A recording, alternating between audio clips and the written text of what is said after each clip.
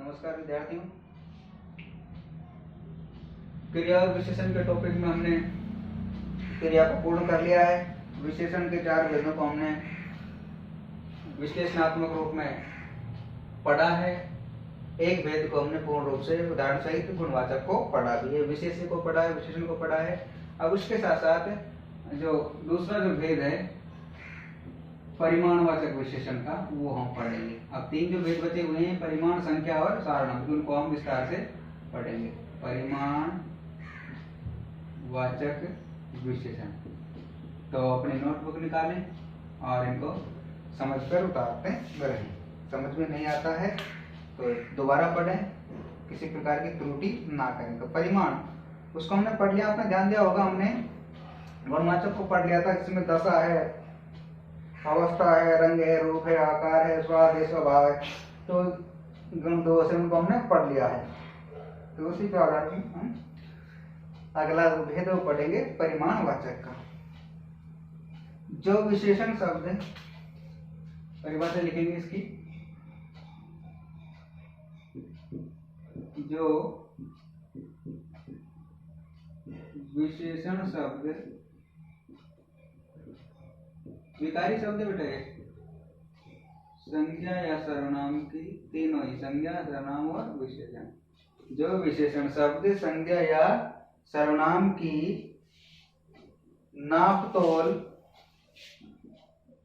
नाप भी होती है बेटा, माप भी होती है ना, तो ये दोनों चीजें होती है। नाप तोल तथा परिमाण का बोध कराते हैं। तथा परिमाण ही लिखना, परिणाम मत लिखना, अशुद्ध हो जाएगा। परिमाण का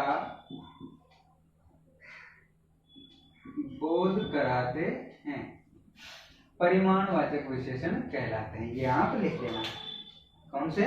जो विशेषण शब्द संज्ञा सर्वनाम की नाप तोल संबंधी विशेषता का बोध कराते हैं, परिमाणवाचक विशेषण कहलाते हैं। नाप तोल है, नाप के साथ साथ एक शब्द और होता है बेटा, माप।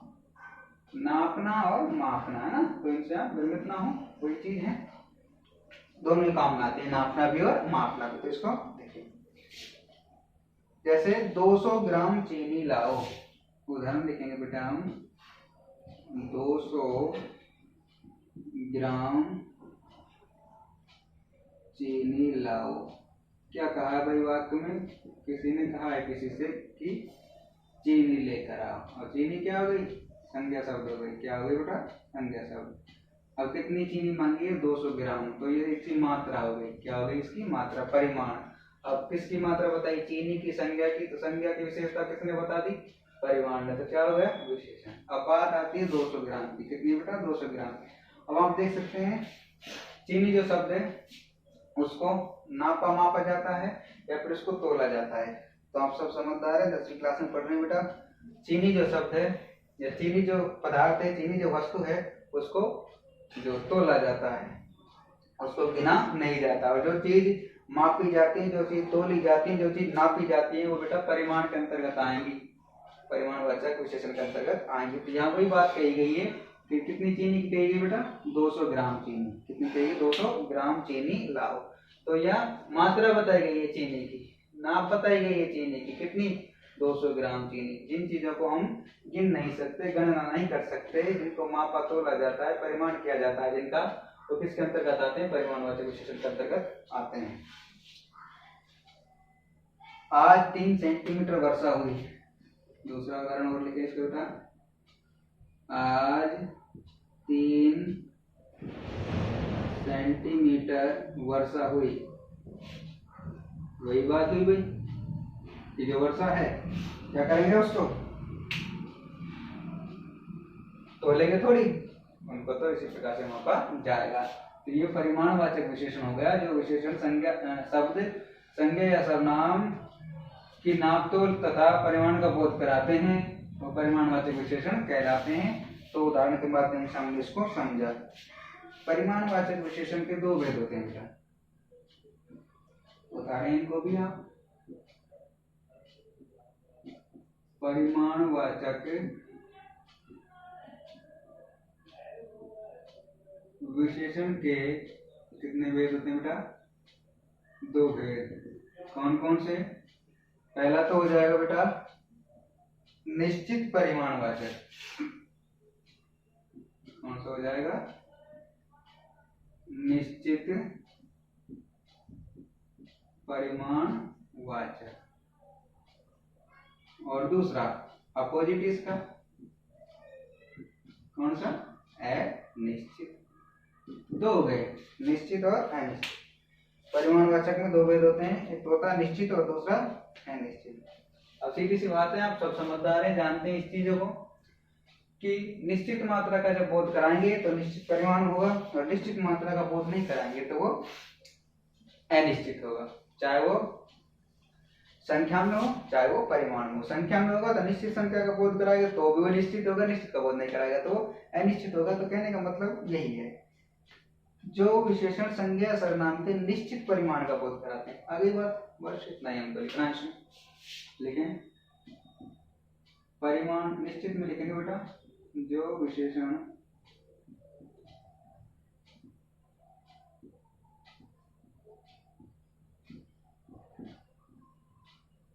संज्ञा या सर्वनाम की के करो बेटा के निश्चित परिमाण का बोध कराते हैं। निश्चित परिमाण का बोध कराते हैं। क्या कहलाते हैं? निश्चित परिमाणवाचक विशेषण कहलाते हैं। जैसे 3 किलो चीनी, 2 मीटर कपड़ा,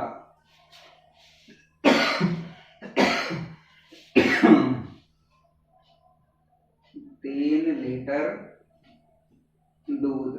अब इन देख सकते हैं बेटा आप, इनको चीनी को गिना नहीं जाता, मापा तोला जाता है, कपड़े को मापा तोला जाता है, लीटर दूध को मापा तोला जाता है। तो ये चीजें उसी में आएंगी परिमाण जिसमें जो है मापा है तोला जाता है।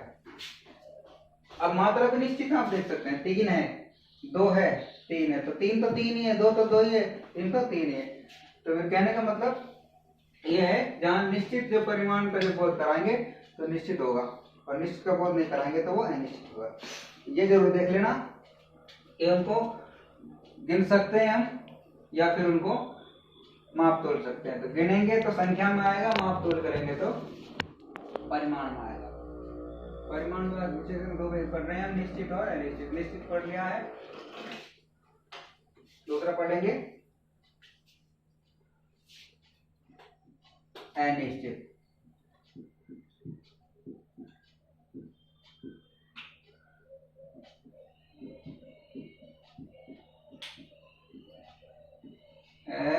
अनिश्चित परिमाणवाचक, बस उसका वही ऑपोजिट है, उसका उल्टा है।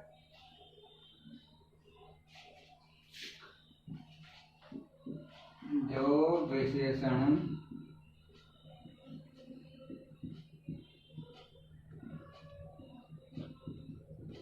संज्ञा या सर्वनाम की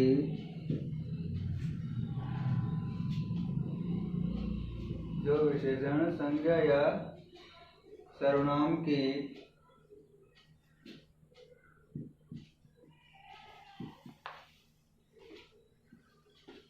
के लिख रहा हूं के निश्चित परिमाण का बोध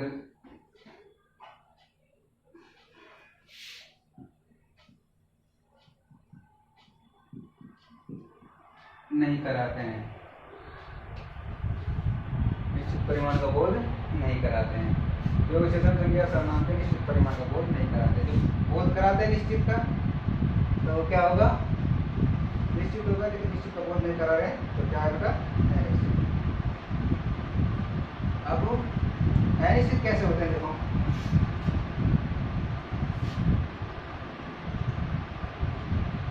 इस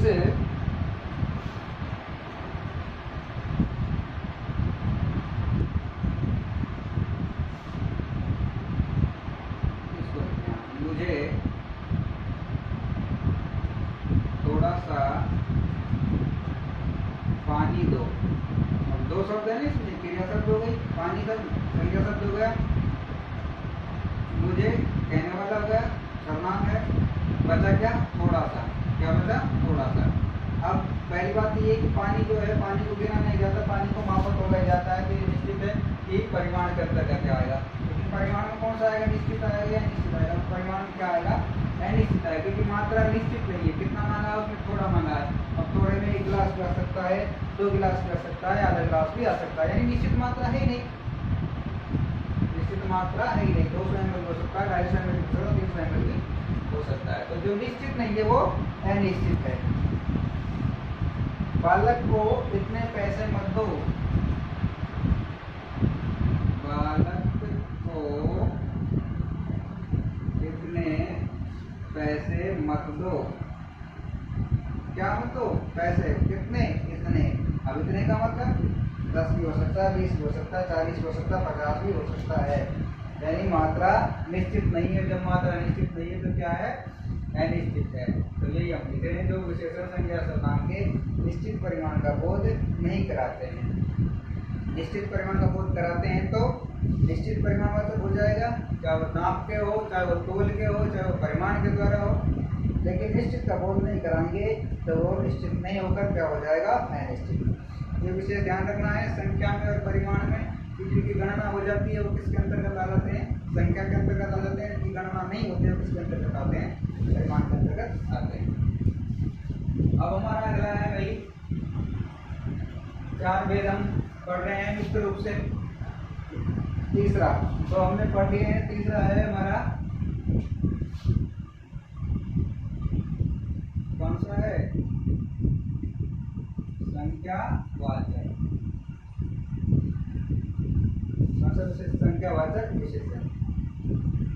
जो विशेषण संज्ञा या सर्वनाम शब्दों की परिभाषा लिखेंगे इसकी, जो विशेषण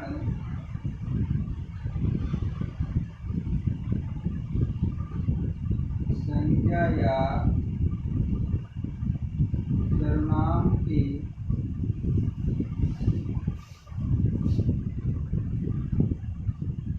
संख्या, क्रम, गणना, तीनों चीजें वही हैं, का बोध कराते हैं।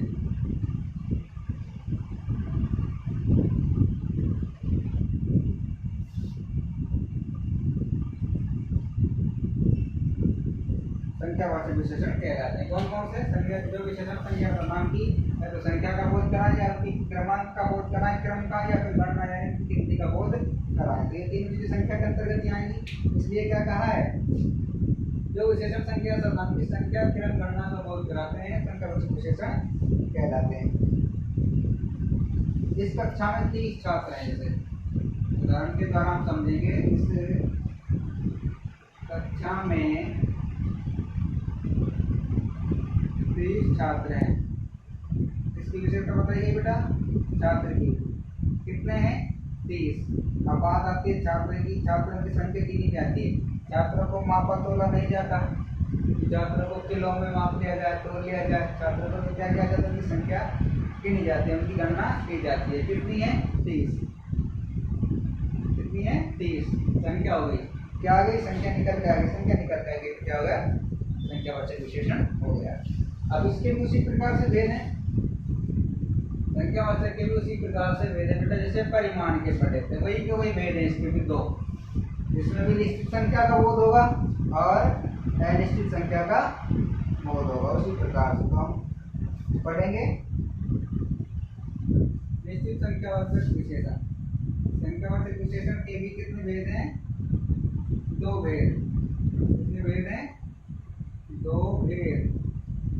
कौन कौन से, वही पहला लिखेंगे हम निश्चित संख्यावाचक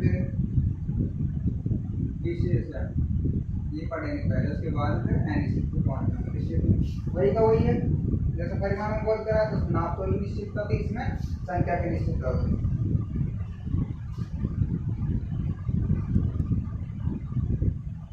जो विशेषण संज्ञा या सर्वनाम की क्या बदल देंगे, निश्चित संख्या,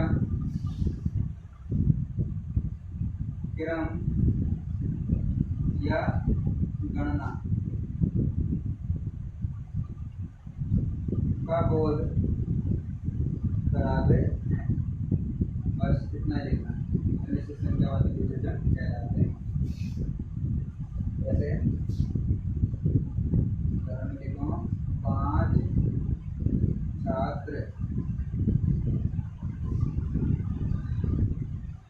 2 दर्जन कॉपियाँ।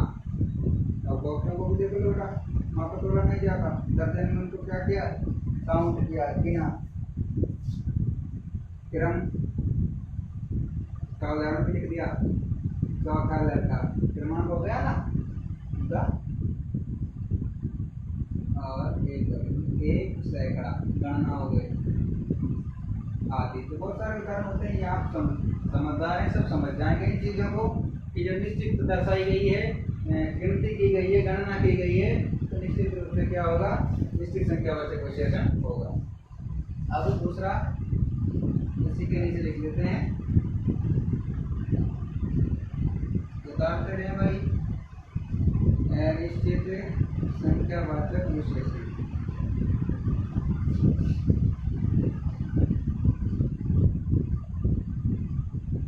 जो विशेषण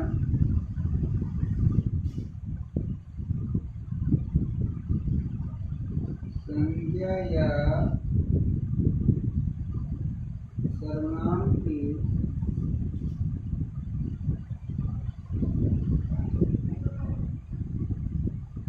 निश्चित संख्या, क्रम, गणना का बोध नहीं कराते हैं, अनिश्चित संख्यावाचक विशेषण कहलाते हैं। ठीक है भाई। जैसे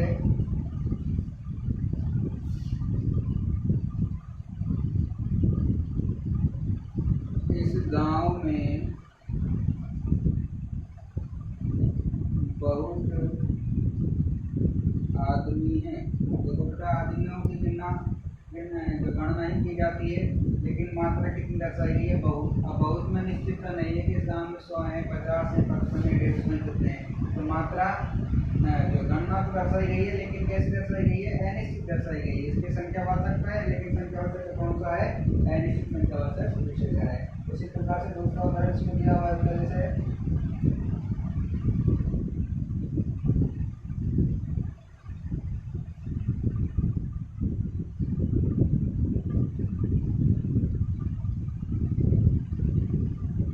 सरकार ने सैकड़ों लोगों को रोजगार दिया।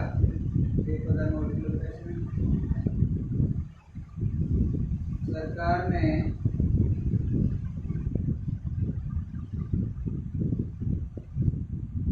सैकड़ों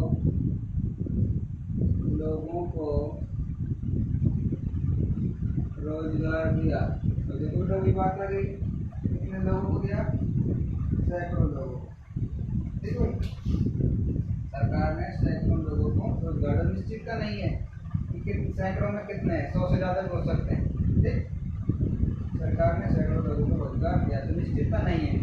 दर्शाया तो गया है संख्या, क्या दर्शाया गया है, संख्या, लेकिन मात्रा निश्चित नहीं दर्शाई गई, चाहे वो परिमाण की हो, चाहे वो संख्या की हो। और परिमाण की नहीं होगी तो अनिश्चित परिमाण हो जाएगा, संख्या की नहीं होगी तो अनिश्चित संख्या हो जाएगा। तो हमारा 3 भाग हो गए हैं, गुणवाचक, परिमाणवाचक और संख्यावाचक। चौथा जो है बचा हुआ है सार्वनामिक विशेषण, चौथा भी पढ़ेंगे हम आज ही।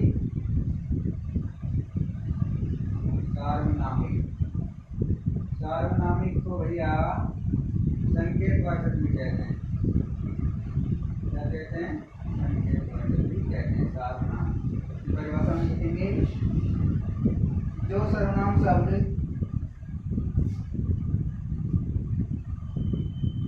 परिभाषा थोड़ी अलग सी है ना, जो सर्वनाम शब्द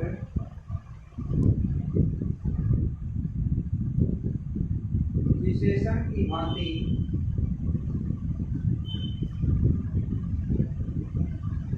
किसी संज्ञा के पहले प्रयुक्त होकर किसी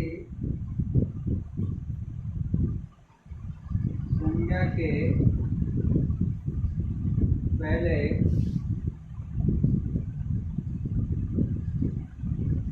प्रयुक्त होकर संज्ञा की विशेषता बताते हैं। संज्ञा की विशेषता बताते हैं, वे सार्वनामिक विशेषण कहे जाते हैं। सार्वनामिक क्यों कहते हैं? क्योंकि सर्वनाम शब्दों से बने होते हैं। जो सर्वनाम शब्द आ गया ना, इसलिए विशेषण की भांति लगते हैं संज्ञा से पहले। किससे पहले लगते हैं? संज्ञा। यह ध्यान रखना, एक निश्चयवाचक सर्वनाम हमने पढ़ा था और अब पढ़ रहे हैं सार्वनामिक विशेषण। तो दोनों में जो समानता भी है, तो दोनों में जो डिफरेंट भिन्नता भी है, वो हम उदाहरण के माध्यम से समझेंगे। संज्ञा के साथ लगा होगा ना सर्वनाम, तो कौन सा होगा? सार्वनामिक। लेकिन संज्ञा के साथ न लगकर निश्चित तो दर्शाएगा तो निश्चित सर्वनाम होगा। तो ये चीज हम पढ़ेंगे अभी। यह लड़का, वे किसान, हम सब शिक्षक। यह लड़का,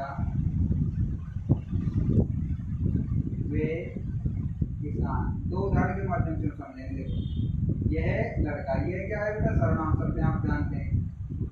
वे क्या है? सर्वनाम शब्द। लड़का क्या है? संज्ञा शब्द। किसान क्या? संज्ञा। वही हम लिखेंगे। जो सर्वनाम शब्द विशेषण की भांति किसी संज्ञा के पहले प्रयुक्त हो गया, लड़के के पहले क्या होगा? ये संज्ञा की विशेषता बता रहे। क्या विशेषता बताइए? लड़का यह है, यह लड़का है, वे किसान। तो ये संकेत कर रहे हैं इनकी तरफ, इसलिए संकेतवाचक भी कहते हैं। उनकी तरफ संकेत कर रहे हैं, इसलिए संकेतवाचक भी कहते हैं। और सार्वनामिक शब्दों से बने होते हैं, सर्वनाम से बने होते हैं, इसलिए इनको सार्वनामिक विशेषण भी कहते हैं। तो ये चीजें आप ध्यान रखें। संज्ञा की ओर ये संकेत कर रहे हैं, इसलिए संकेतवाचक विशेषण है। सर्वनाम शब्दों से बने होते हैं, इसलिए सार्वनामिक विशेषण भी है।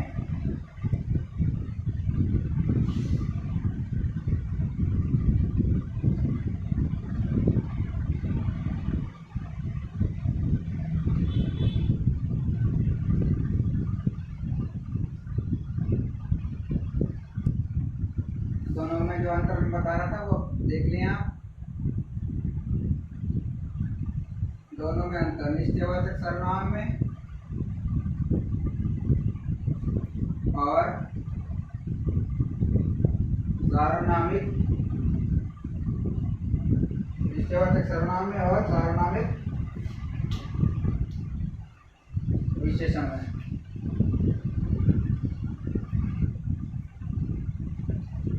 अभी बताया तो मैंने 2 दिन पहले आपको, तो उनका जो है वो उदाहरण के माध्यम से हम समझेंगे।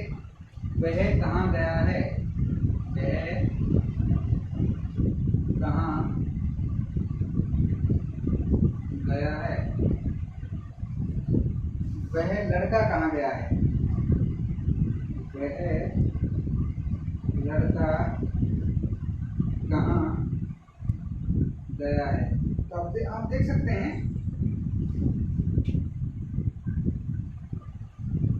इन उदाहरण के माध्यम से आप देख सकते हैं, वह कहाँ गया है? वह कहाँ गया है? ये सर्वनाम है, ये सर्वनाम। वह कहाँ गया है पूरा वाक्य सर्वनाम का, लेकिन वह लड़का कहाँ गया है? अब लड़का आ गया, इसके साथ जैसे ये है, ये लड़का ऐसे आ गया, तो ये अब इसकी ओर क्या कर दिया? संकेत कर दिया। क्या कर दिया? संकेत। यानी कि ये सर्वनाम से बना है सार्वनाम। तो ऐसा उदाहरण आया, संज्ञा के साथ लगकर आया, ये यहाँ ये वह, ये वे, तो कौन सा होगा? संकेतवाचक या सार्वनामिक विशेषण होगा। लेकिन इस प्रकार का उदाहरण आया तो क्या होगा? सर्वनाम होगा। तो ये चीजें हैं, आपको पढ़ना समझना। अब बात आती है विशेषण की अवस्थाओं की। विशेषण की अवस्थाएं, तो विशेषण की कितनी अवस्थाएं मानी गई? विशेषण की 3 अवस्थाएं मानी गई। कितनी अवस्थाएं मानी गई विशेषण की? 3। ये चारों भेद हो गए बेटा। अब हम 2 चीज पढ़ेंगे आज।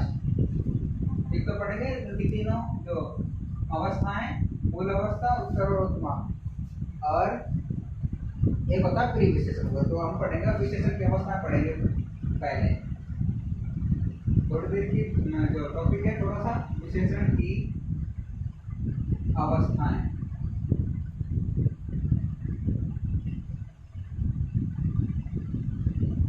विशेषण की 3 अवस्थाएं होती हैं। कितनी होती है भाई? 3। पहली मूलावस्था, दूसरी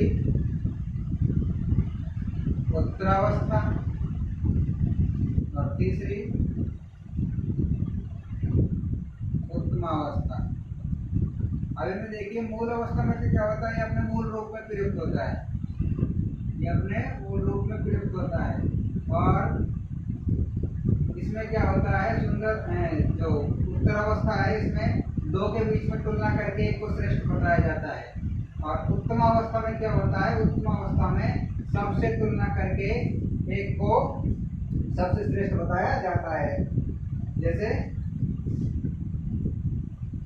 हम कक्षा की बात करें तो कक्षा में जैसे एक बच्चे के लिए हम कहें कि वो होशियार है, ठीक है, वो मूल अवस्था में, लेकिन वो उससे होशियार है तो वो उत्तर अवस्था हो गया, और वो सबसे होशियार है वो उत्तम अवस्था हो गई। इस प्रकार से 3 अवस्थाएं होती है, मूल अवस्था, उत्तर अवस्था और उत्तम अवस्थाएं। तो ये 3 अवस्थाएं जो है इनमें हम थोड़ा सा समझेंगे।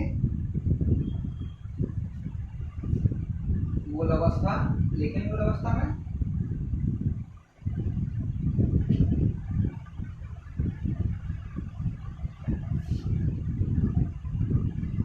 इसमें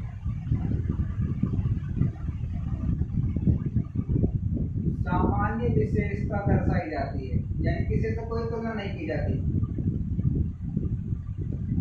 दर्शाई जाती है, किसी से कोई तुलना नहीं की जाती। जैसे उदाहरण, राम सुंदर है, ठीक है भाई। दूसरे पे आ जाओ, उत्तरावस्था,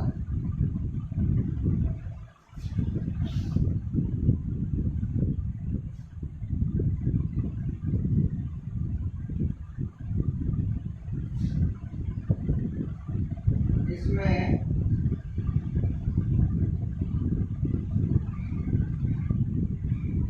दो के बीच तुलना करके एक को श्रेष्ठ और एक को निम्न बताया जाता है। जैसे राम मोहन से सुंदर है, वहां किसी से कोई तुलना नहीं की गई, सिर्फ राम के लिए कह दिया। यहाँ किससे तुलना कर दी गई? मोहन से। सुंदरतर है, मात्रा कोई लगा। बात आती है तीसरी अवस्था, कौन सी दिखाई थी? उत्तम अवस्था।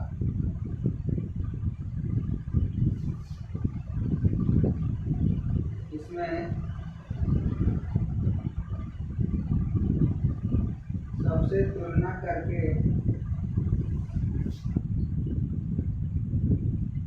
एक को श्रेष्ठ बताया जाता है। जैसे राम सबसे सुंदरतम है, हो गए ना, मूल रूप सुंदर हो गया, उत्तर रूप सुंदरतर हो गया, और उत्तम सुंदरतम हो गया। इसमें किसी से कोई तुलना नहीं की, मूल रूप श्रेष्ठ हो गया, इसमें किसी तुलना करके श्रेष्ठ बता दिया गया, और इसमें सबसे तुलना करके उसको श्रेष्ठ बता दिया गया। तो इस प्रकार की बहुत सारी अवस्थाएं होती हैं, उनको आप उतार लेना सबको। अब मैं प्री विशेषण, एक शब्द होता है प्री विशेषण, वो विशेषण के साथ जुड़ा होता है। छोटी सी उसकी परिभाषा एक लाइन की, वो हम लिखेंगे और हमारा विशेषण का जो टॉपिक है वो पूर्ण हो जाएगा। इन चीजों को आप उतार लेना। विशेष से विशेषण बता दिया मैंने, चारों भेदों को उदाहरण सहित भेद सहित पढ़ा दिया, अवस्थाएं पढ़ा दी। अब बात है प्रिय विशेषण की। प्रिय विशेषण और हम लिख लेते हैं और हमारा टॉपिक पूरा हो गया।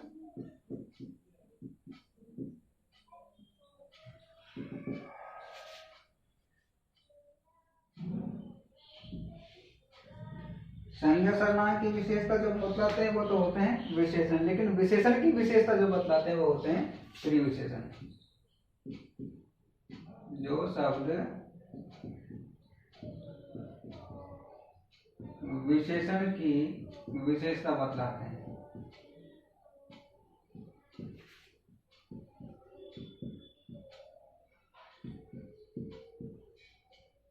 प्रिय विशेषण कहलाते हैं।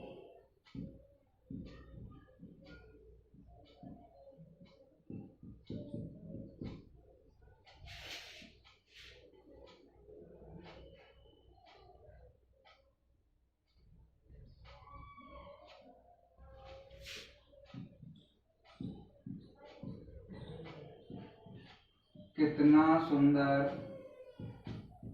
बगीचा है। अब देखिए विशेषता तो किसकी बताई गई है, बगीचे की, कि कैसा बगीचा, सुंदर। लेकिन सुंदर की विशेषता बतला दी कितने ने, कि सुंदर तो है लेकिन बहुत ज्यादा, यानी कितना सुंदर बगीचा है। तो बगीचे की विशेषता सुंदर ने बताई, सुंदर की बता दी कितने ने। इस प्रकार से ये प्रिय विशेषण होता है, जो शब्द विशेषण की भी विशेषता बताते हैं प्रिय विशेषण कहलाते हैं। तो इस प्रकार से जो आपके ये विशेषण शब्द विशेषण का जो टॉपिक है वो पूर्ण हो गया।